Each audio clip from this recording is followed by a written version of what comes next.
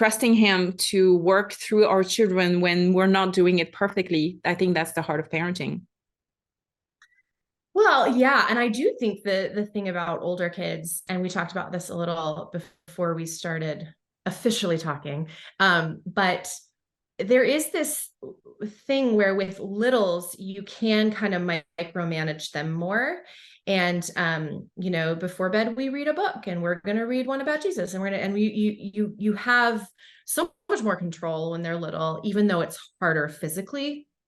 As they get older, things that we can't impact in the same way, something that we see them struggling with, something that's hurting them, something that, they're not getting yet. There's, they're slow to understand. It's like, you just can't impact those things. And God's been really putting on my heart, like, it's just not your job to do the heart things like those. That's my job.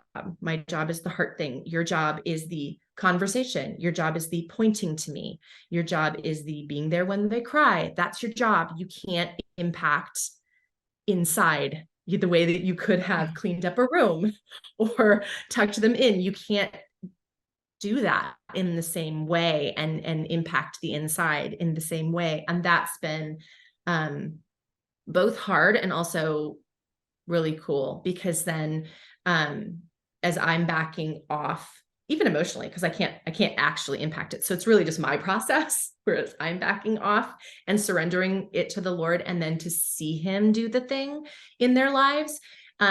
And none of it is new. My mom's been saying this for years. She's like, oh, you never stop being a mom. And I'll do something that will worry her. And I see that it's worrying her. And I'm like, Mom, it's okay. I got it. Now I'm watching my kids go, Mom, it's okay. I got it.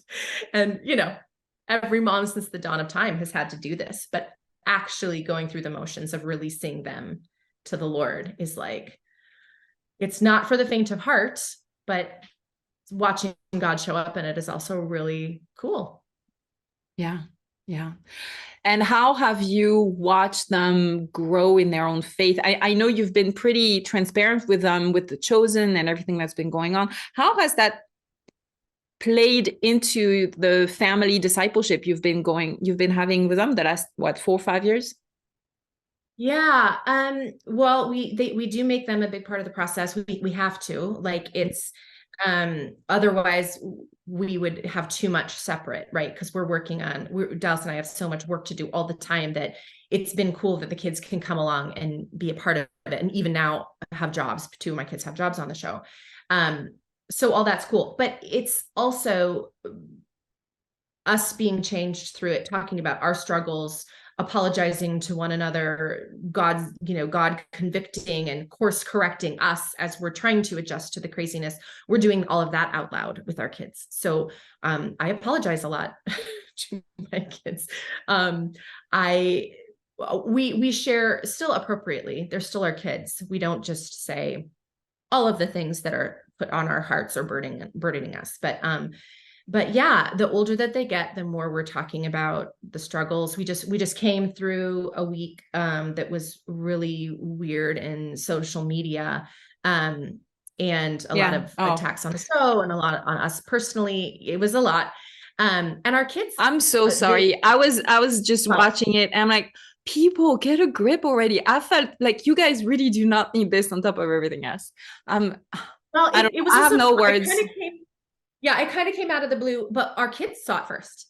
So, because we're hand to plow, we're not paying as close of attention to what's happening out in the world. We have now people who work for us who do that, and they kind of handle that. And so it was actually one of our kids that was like, "Hey, are you guys aware of what's going on?" We're like, "Wow."